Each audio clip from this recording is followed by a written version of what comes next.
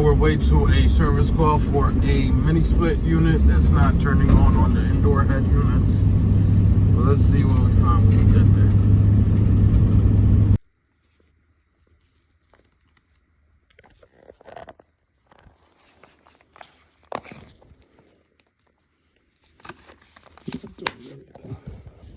Alright, so we got 240 volts going to the unit.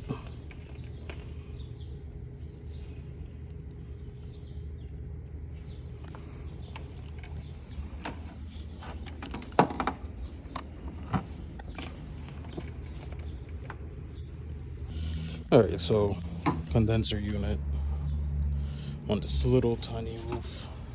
Had to go through a window. And there's power.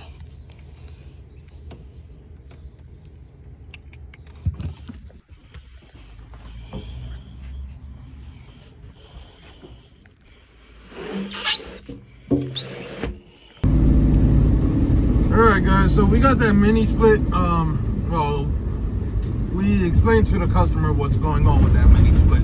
The indoor head units are not receiving power. The outdoor unit is receiving power, it's sending power properly. Everything with the outdoor unit is good. However, that indoor unit, the two indoor units are not receiving power. Now, whoever installed this unit improperly installed it. They used regular Romex indoor rated cables as the communication cables for the mini split, which is not how it's supposed to be.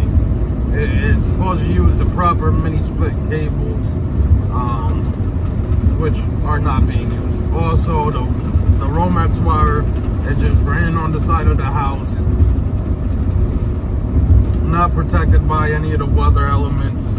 It's not in any type of conduit, so I told them they're gonna need an electrician to run new wiring, because that job, that's not a safe location to be up that high, hanging off the side of the building.